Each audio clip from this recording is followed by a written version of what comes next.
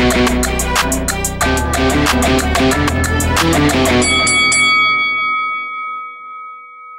think this camp's gone real good so far.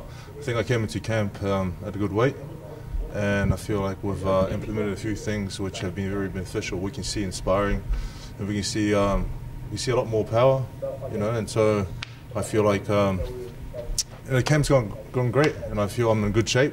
So there's no excuse. I should be fit, strong, healthy, and ready for the fight come December 15th. Joe, Alexander, he was in here earlier. He says the fight's not going 10 rounds. He wins the fight by knockout inside of 10. What do you think about that? What do you say to that? It shows his confidence. It shows that he backs himself. I don't think he would have taken the fight if he didn't think he'll win. But I think there's levels to this, and I feel he hasn't had the same opposition. And I feel if he feels like there's going to be an early stoppage, it'll probably be him gone. That's what I feel. So see what happens. He was saying that he questioned your stamina. Yeah. He said that he doesn't think you can fight for 10 rounds. You were tired after a couple rounds with White. What do you make of that? Because I've never really heard anyone else say that about him. Yeah, I've been 12 rounds many times now, so I think he should do his homework. Maybe he hasn't really done his homework, but has he gone 10 rounds? No, I don't think so. So he hasn't been 10 rounds, so I feel my stamina is good. I'm always in shape, and I'm always ready to go the distance or go make it a short fight, if I catch him clean. And there's been a lot of talk of even Kevin, we talked to Roy Jones earlier, they all say Joe has the ability to beat anybody in the division, but he needs more of a killer instinct. He needs to be more of a hunter in there. Do you agree with that? Do you think that's something you could bring out going forward? Yeah, I think there's an element of that I could bring out or show more of. I think being nice outside of the ring and then being nice in the ring, it doesn't work. So if I have to punch him in the balls, I'll punch him in the balls. If I have to elbow his face, I will. Now this will be. It's not. Now it's not talking. It's not about talking about it. It's gonna. I'm gonna be about it. So, come fight night will be. If he tries to do any dirty tricks, I'll counter with some dirtier ones. Is this something you've addressed in this camp in the wake of the Dillian White fight when you were on the end of some pretty questionable tactics? What have you done in your sparring and your training to sort of address that, Joe? I was. A lot of people questioned, if I could be mongrel with the Dillian White fight. So with this fight or this training camp, I think if you ask the sparring partners, they've really held down here a few times and tripped them up, throw them around the ring. So I feel it's something we have to do. You not only have to box smart, but you have to be ruthless inside the ring. I mean, you're such a technical boxer. Has this come sort of hard to you a bit, do you think, to sort of get this sort of other edge to your game? No, I feel it's important to be an all-rounder fighter. I can be good technically, but I got to be good at roughing it up in there and wrestling and all that kind of stuff. So I think it's just adding another extra thing to the arsenal that we already have. Following up on his question, we've never heard you really say that before. Was it because of that headbutt in the Dillian White fight that you arrived at this conclusion that you need to go low? I mean, the headbutt, and then I think that's a different story. Not being able to, the body and the mind disconnected, and I feel like I was in a dream. But I could have done a bit more to, But is that why you've decided now that no more Mr. Nice Guy? Listen, we've always talked about being more aggressive and not being Mr. Nice Guy, but we haven't really done it, and I haven't really shown it in camp. So if you're not showing it in camp, how are you going to be able to show it in the fight? So now it's we're seeing it more in camp. So I think when fight time comes, it's not something that we're not familiar with. We've already familiarized ourselves with doing it in the gym. Joe, have you consciously wanted to be more aggressive since the two fights you've lost? Yeah. I mean, I recall in your early fights, you get somebody in trouble, you really went after it. Yeah. In later fights, it seems like you've been more technical and patient. A lot of people think that's great boxing, and it is. But now the question is the aggressiveness, especially the Joshua, and you certainly did it at the end of the White fight. Yeah, I think the last two fights I haven't really shown that aggression that I need to show. And so, is that something that you're working on? I mean, I watched you spar and I see it, but we're working on it. I mean, if you have Kevin around you, he's he keeps pushing it and sort of installing it into your mind, you know, every single day. And I think this camp, I think the 8 weeks we've had so far, is we've seen a lot of it. I mean, you've got a great jab. You double, you triple your jab sometimes. Do you feel like you got to throw more right hands? I mean, I feel more right hands will be. You know, the jab is good. It's a good weapon. It's a great weapon. It's a great weapon to have, but it's a good sort of you know, to start off with. But you got the right hands, the one that's going to do the big damage. You know. Are you consciously working on that? Definitely. And if you see, you know, I don't know if you can catch some training, you'll see that we're working on it a lot more than what we did in the last few camps. Is that nick on your nose evidence of these sparring sessions being more brutal? I went to shave my monobrow now. No, it's yeah, a bit of a scratch. You know, this is what happens in sparring. You know, a bit of a glove, you know, goes across your face, and all of a sudden there's blood. But then I don't want to get rid of it. I'll show you that I'm you know, scars from war. This one you probably go a few rounds. Tell me about your strategy to try to knock Joe Parker out. Strategy just to win, you know, make it decisively, because obviously I'm fighting in his home territory, so I can make it too close. But it's definitely not going to go 10 to 12 rounds.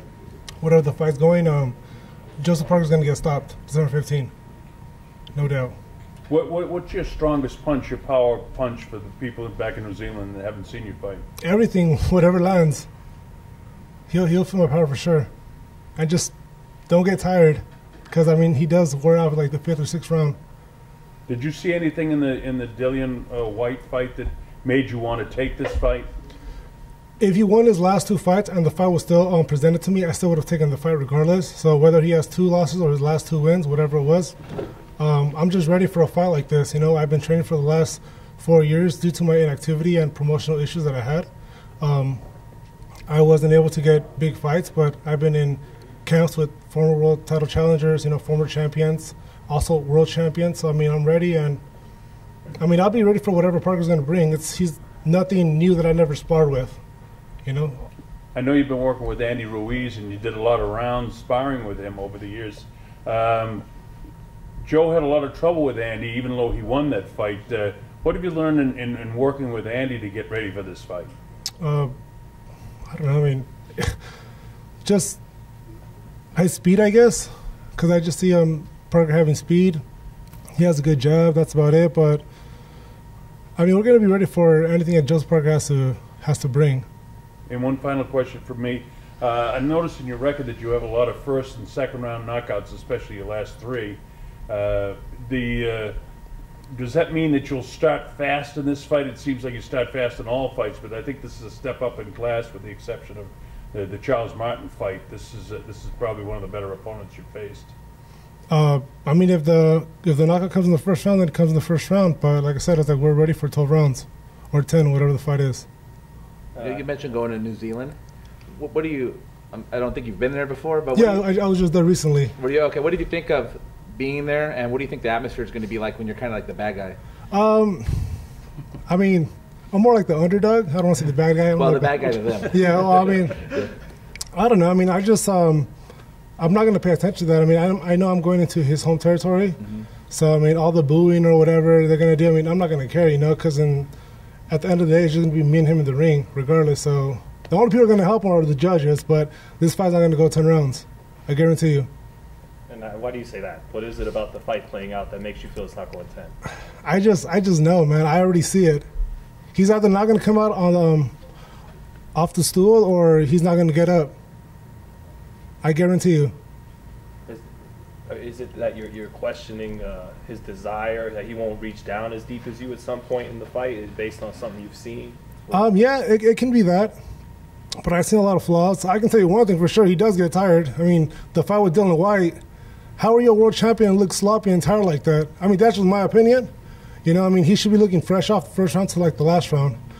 But I mean, I'm just hoping he's getting up and doing his running. But just the fact that he went the distance with him and with Anthony Joshua, yeah. I mean, it seems like you may have to go more rounds than maybe it sounds like. I mean, not that you know everyone's different, but yeah. But I'm gonna be ready for those 12 rounds or the 10, whatever it is. I mean, obviously we trained for that fight. I never fought those rounds before, but that's what we prepare for fights like that. And if it goes 12 rounds, then it goes 12 rounds. And a win over someone like Joseph Parker will put you in the mix for, I mean, big, really big fights at world I titles. mean, exactly. I mean, I have my dreams too. I want to become the first Mexican-American heavyweight champion of the world. So, I mean, the guy in front of that is Joseph Parker. And I will, December 15, beat him.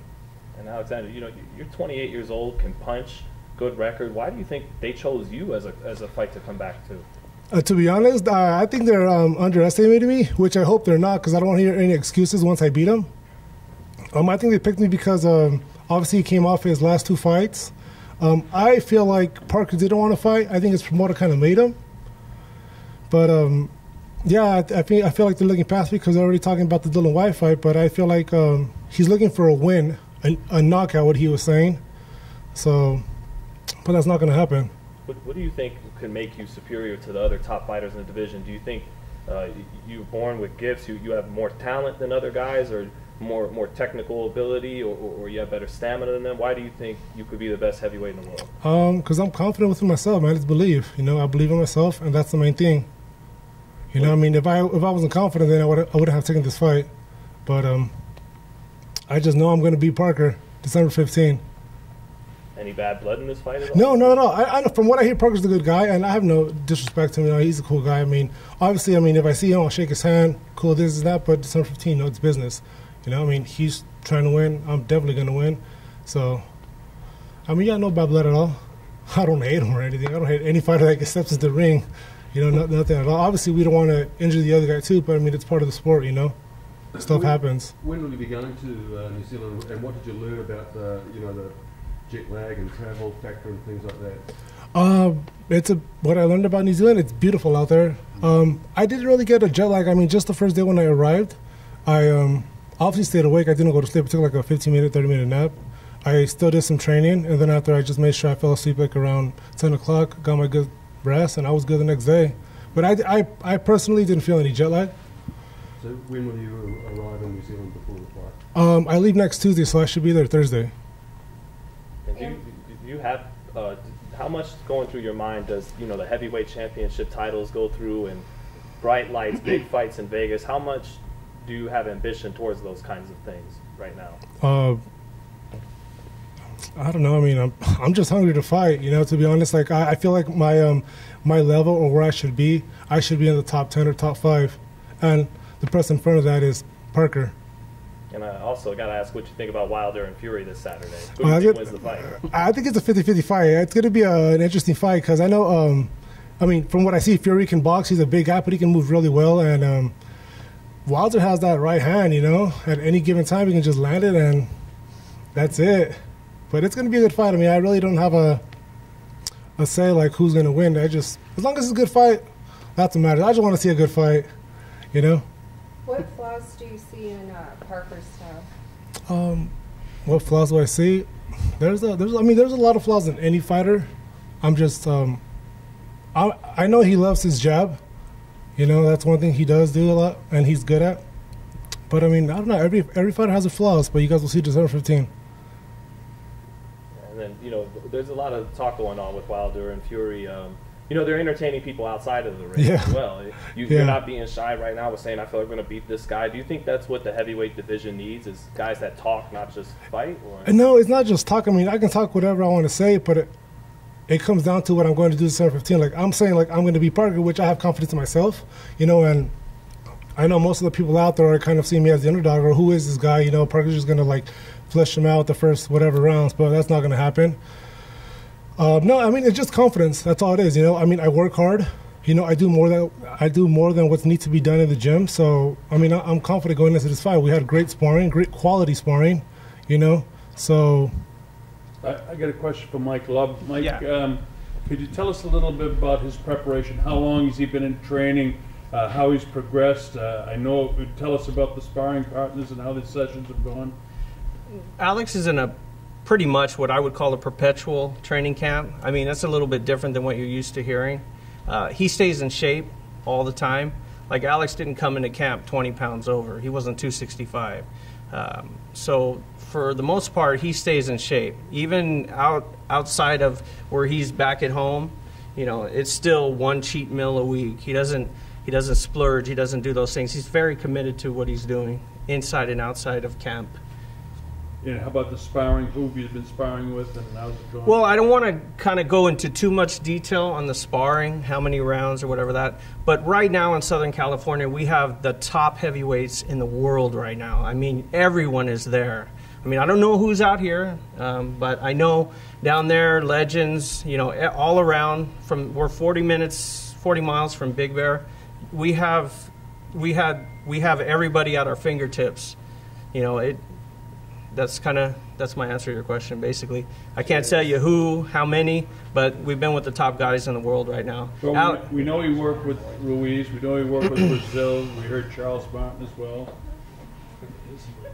Yeah, I can't give you any more information. I mean, honestly, Alex will spar anybody that decides they want to do it, because everyone has a different dynamic. Everyone brings something different. Some guys are great at the jab. Some guys are good for, they're just tough, and they'll hang in there. So, you pick a little of everyone. You want to see a little of everyone, the dynamics of every fighter. Everybody has something different. What do you expect his weight to be at fight night? Like I said, he doesn't fluctuate his weight. He stays in shape. The guy's he's a gym fanatic. So, I mean, he's about 233, 235 right now. I mean, when he's not preparing for a fight, I mean, he's maybe 5 to 7 pounds more. He doesn't play around with his weight. He's very serious and professional about what he's doing.